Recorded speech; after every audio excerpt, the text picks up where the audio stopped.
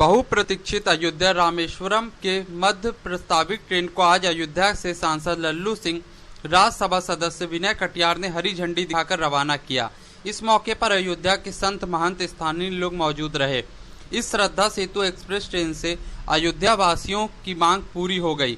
अयोध्या के संतों साधुओं ने केंद्र के इस सौगात का स्वागत किया है। ये ट्रेन 16793 व 16794 6 अगस्त से नियमित होगी, जो सप्ताह में एक दिन रामेश्वरम से रविवार को चलेगी और बुधवार को अयोध्या पहुंचेगी। इस ट्रेन से उत्तर भारत और दक्षिण भारत को जोड़कर केंद्र सरकार ने अयोध्या और रामेश्वरम के धार्मिक महत्व को और बढ़ा दिया है। इससे दक्षिण भारत के श्रद्धालु भी सीधे रामनगरी पहुंचेंगे। अयोध्या के रामेश्वरम, अयोध्या फैजाबाद से रामेश्वरम तक सीधा ट्रेन लिंक हो जाने से अयोध्या के संत महंत ही नहीं, स्थानीय लोग भी गदगद हैं।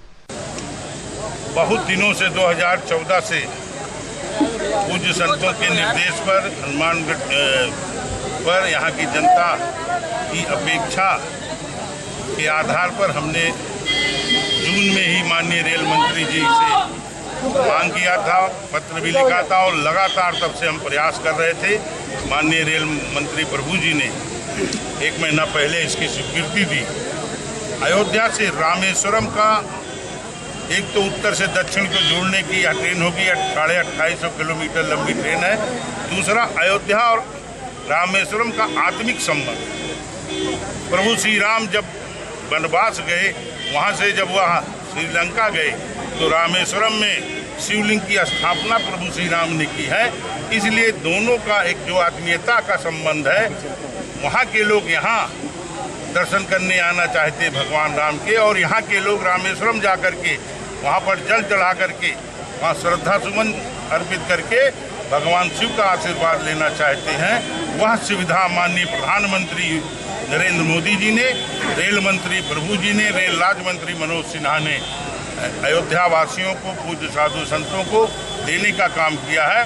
उसके लिए हम अपनी तरफ से, अयोध्या वासियों की तरफ से, पूज्य साधु संतों की तरफ से हार्दिक धन्यवाद देते हैं। ये ट्रेन खुली है, सबसे पहला टिकट हमने 3rd AC का अपना बुक किया।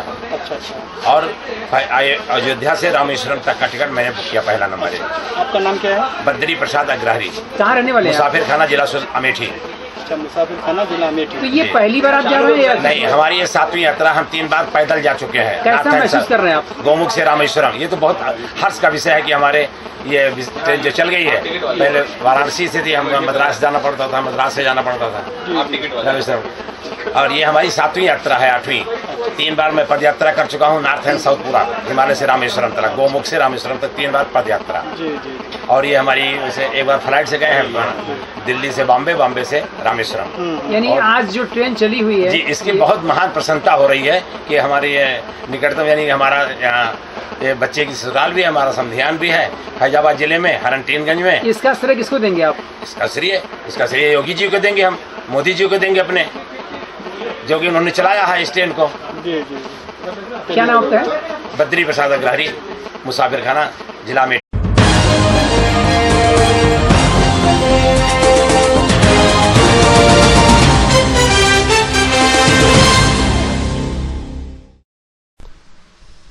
फैजाबाद पहुंचे कांग्रेस के प्रदेश अध्यक्ष राज बब्बर ने प्रधानमंत्री नरेंद्र मोदी पर निशाना साधते हुए कहा कि भाजपा विधायकों का किडनैप कर रही है, चाहे वे गुजरात हो, चाहे बिहार हो, चाहे गोवा हो या फिर मणिपुर हो। भाजपा सभी प्रदेशों में धोखा देकर सरकार बना रही है। जनता ने भाजपा को वोट नहीं दिया था, वहां उनका जनाधार नहीं था, लेकिन विधायकों को प्रलोभन देकर भाजपा प्रदेशों में सरकार बना रही है।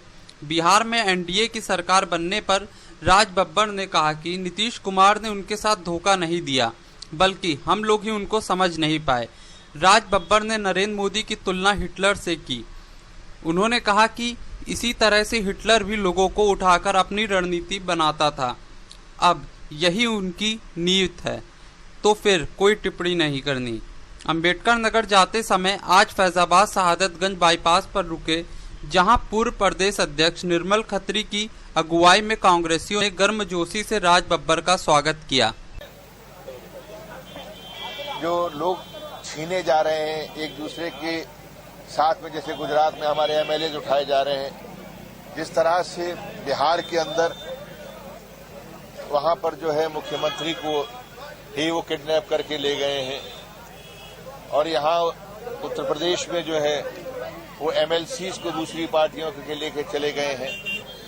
अब चुनाव जितनी भी सरकारें बन रही हैं इनकी, चाहे मणिपुर में बनी हो, चाहे गोवा में बनी हो, जहां पे इन्हीं का मुख्यमंत्री हार गया, कांग्रेस पार्टी ने इन्हीं के मुख्यमंत्री को हराया और वहां पर इनकी आज सरकार है। मणिपुर में आज इनकी सरकार है, अब तो बिहार में भी इनकी सरकार है। लेकिन बिहार के अंदर जो वोट मिला वो वोट इनको नहीं मिला था, वोट इनको नहीं मिला था, वोट जो था इनके खिलाफ मिला था। तो ये बहुत स्पष्ट है इस बात को अगर आप देखेंगे। और मैं चाहूंगा कि मीडिया जो है एक बार ईमानदारी से, आपके चैनलों के मालिक, आपके अखबारों के मालिक एक बार ईमानदारी से इसका विश्लेषण करें, क्योंकि जनता के साथ में धोखा हुआ है। इसलिए सरकारें बनाकर ये एक माहौल बनाना चाहते हैं, लेकिन सरकारें जो बन रही हैं, जो गोवा में बनी सरकार, वो जनता ने नहीं बनाई है, बल्कि इन्होंने जिस तरह से धोखे के साथ में खरीद फरोख्त करके एमएलएस को, जिन एमएलएस ने इनके एमएलएस को हराया है, इनकी पार्टी को हराया, उन एमएलएस को ये उठा के ले गए किसी भी लालच में, प्रलोभन में, कुछ भी दे के, कुछ भी लेके। जिस तरह से बिहार में मुख्यमंत्री को किडनैप करके ले गए, गलत कहा कि उन्होंने दगा दे दिया। दरअसल हम उनको समझ नहीं पाए, उन्होंने दगा नहीं दिया, उन्होंने कोई दगा नहीं दिया, उन्होंने वही किया जो उनकी नियति थी और थी है। हम नहीं समझ पाए। हिटलर की स्ट्रेटेजी इतनी अच्छी थी कि उसने तमाम उन लोगों को, समाज के अंदर ये माहौल पैदा कर दिया कि लोगों को उठाकर ले जाने का काम कर दिया, और वो लोग गिलोटीन की तरफ ले जाते थे, यानी उनको उनके सर काटने के लिए ले जाते थे, उनको गैस चैम्बर में ले जाते थे। तो ये अंग्रेजों की नीति भी बहुत सही थी, क्योंकि सारे अंग्रेज सिपाही लेकर नहीं आए थे, ये उनकी नीति थी कि हिंदुस्तानी लोगों से वो हिंदुस्तानियों को पिटवाते थे। जब फांसी लगवाते थे तो हिंदुस्तानी जल्लाद होता था वहां पे, वो अंग्रेज जल्लाद नहीं होता था।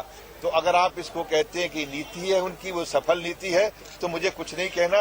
ये तो चौथे खंबे के तमाम आप लोग सिपाही हैं, आप लोग इस चौथे खंबे के लोग हैं, जो इस देश के लोकतंत्र को के आप बहुत मजबूत पिलर्स हैं, बहुत मजबूत खंबे हैं। आपको फैसला करना है कि जो मैं कह रहा हूं वो गलत है।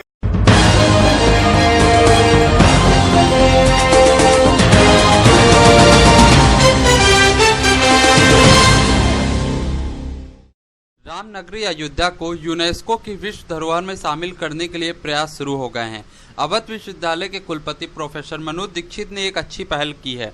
एशियन कल्चरल लैंडस्केप एसोसिएशन के तहत अयोध्या को यूनेस्को विश्व धरोहर में शामिल करने के लिए टीम बना ली गई है।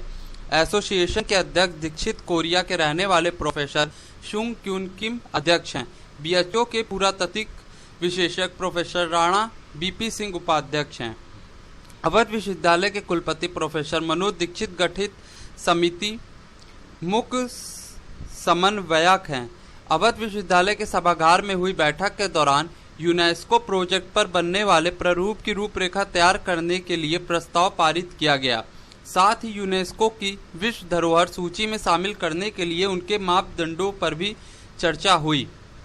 मापदंड के अनुसार मानव रचनात्मक प्रतिभा का एक उत्कृष्ट कृति का प्रतिनिधित्व करना, वास्तुकला और स्मारकों में मानव मूल, इतिहास में सांस्कृतिक परंपरा की गवाही, वास्तुकला और नदी तट का उत्कृष्ट उदाहरण, एक परंपरागत आवास और संस्कृति का उदाहरण, जीवन परंपराओं की निरंतरता का उदाहरण, प्राकृतिक सुंदरता और सौंदर्य का महत्व, अनोखा पारंपरिक प्रदर्शन, पर्यावरण, थिएटर का उदाहरण जैसे मापदंड पर आज टीम के सदस्यों ने चर्चा की। हालांकि इस पर पिछले 3 साल से काम चल रहा था, लेकिन अब इसमें तेजी से कवायद शुरू हो गई है। और क्या योजना है? हम लोगों का आशय बहुत स्पष्ट है। मैं इस बात का स्पष्ट हिमायती हूँ कि अयोध्या विश्व धरोहर है। सवाल सिर्फ इसका है कि उसको उस मंच पर स्थापित किया जाए। दूसरा ये है कि ये भी हमारा बहुत स्पष्ट मत है कि जहाँ भी विश्वविद्यालय स्थित हो, हर विश्वविद्यालय का कर्तव्य केवल कैंपस के अंदर का होना नहीं है, कैंपस के अंदर पढ़ाई करना नहीं है, बल्कि उसको समाज सापेक्ष होना चाहिए, अपने परिवेश से जुड़ना चाहिए, अपने साथ के लोगों को जोड़ना चाहिए। अदरवाइज उस विश्वविद्यालय का कोई महत्व नहीं होता है। और अवध विश्वविद्यालय विशेष रूप से अयोध्या में स्थित है, अयोध्या के बिल्कुल निकटतम स्थान पर स्थित है, तो उसका और भी फर्ज बनता है कि जो अयोध्या की सारी विशिष्टताएं हैं, जो सारी विशेषताएं हैं, उसको हाईलाइट करें, जिसके माध्यम से एक बार अयोध्या विकसित होगा तो सारा समाज विकसित होगा। अयोध्या का प्रचार प्रसार ही नहीं होगा, अयोध्या का व्यापार भी होगा, अयोध्या के लोगों की भलाई होगी, अयोध्या के बारे में लोगों की जो गलतफहमियां हैं वो दूर होंगी। ये सारी चीज़ें होना एक साथ जुड़ जाता है ऐसे प्रयासों से। इसी सोचकर हम लोगों ने इस प्रयास को किया है। ऐसे प्रयास हम लखनऊ में भी करते रहे हैं, बनारस में भी करते रहे हैं, और अब अयोध्या का सौभाग्य मिला है तो अयोध्या में। तो अयोध्या को विश्व धरोहर सूची यूनेस्को में शामिल करने के लिए प्रथम तो ये है कि जितने भी शोध कार्य हुए हैं उनका एक समालोचनात्मक अध्ययन करके और जो मापदंड तैयार किए गए हैं उनमें उनको रखा जाए। तो प्रथम प्रयास के अंतर्गत विगत 3 सालों में हम लोगों ने इस प्रश्न को विश्व स्तर पर रखा और कई लोगों ने इसको मानने के लिए तैयार हुए। जो अभी आपको हमने बताया कि 10 से 8 ऐसे आ रहे हैं मापदंड जिसमें इनको हम रख सकते हैं। तो कार्यक्रम तो शुरू कर दिए गए हैं और ये ज़्यादा उम्मीद है कि जिन लोगों ने ऐसा सोचा है वो आगे आएगा। तो पहला तो प्रतिवेदन जो तैयार किया है, अभी नया लेख है जो आ रहा है, तो उसमें हम लोगों ने इसकी उन विशेषताओं को हाजिर किया है और मूल इसका केंद्र ये है कि अयोध्या एक विश्व पटल पर, जिसे हम हारमोनियस सिटी, विश्व को एक नई दिशा देने को, बंधु बांधव को जोड़ करके आगे ले जाने को, जिसके केंद्र में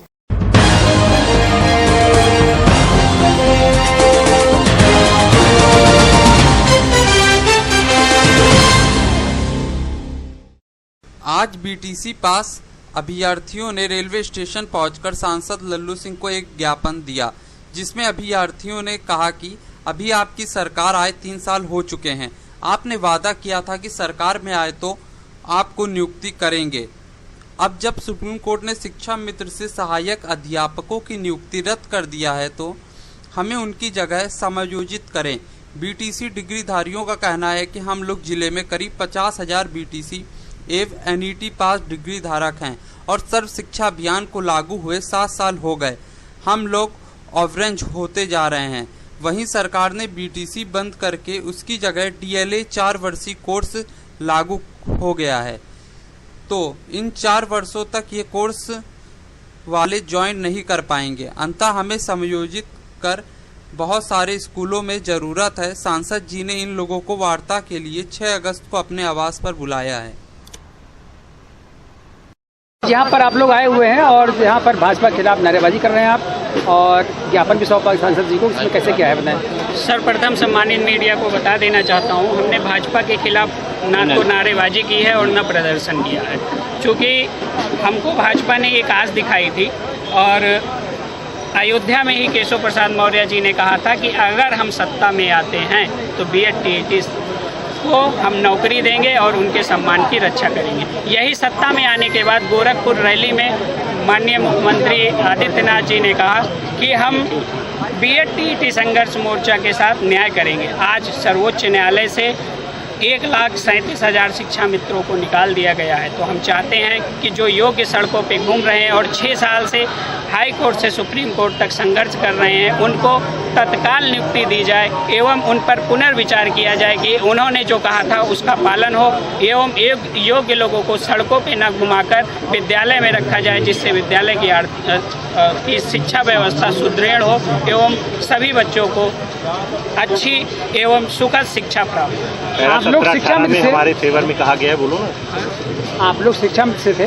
हम शिक्षा मित्र नहीं हैं, हम बीएड टीटी प्रशिक्षित 2011 टीटी पास उत्तीर्ण अभ्यर्थी हैं, जिनको तत्कालीन बसपा सरकार ने, फिर सपा सरकार ने हाई कोर्ट से सुप्रीम कोर्ट तक टहलाया है। अब हम जब चूंकि जीत कर आए हैं सुप्रीम कोर्ट का पैरा 17-18 हमारे फेवर में है, बीएड अभ्यर्थियों की बात कर रहा है, सिर्फ अनुपालन करा दें। हम चाहते हैं कि प्रदेश सरकार एवं केंद्र सरकार दोनों मिलकर सुप्रीम कोर्ट के आदेश का पालन करा दे एवं जितने भी योग्य अभ्यर्थी हैं, जो भी उनको योग्य अभ्यर्थी इस समय दिख रहा है। आज आपने सांसद जी को यहाँ पर ज्ञापन सौंपा है और इन्होंने क्या आश्वासन दिया आपको? सांसद जी ने उचित आश्वासन दिया है और कहा है 6 तारीख को प्रातः हमारे घर आइए, हम आपकी बात शासन तक पहुंचाएंगे और गंभीरता से उस पर कार्रवाई करवाएंगे। क्या नाम आपका है? शिवम पांडे, जिला अध्यक्ष शिवम पांडे, जिला अध्यक्ष टीटी संघर्ष। आप रोज देखते रहिए समाचार इसी चैनल पर इसी समय। धन्यवाद, नमस्कार।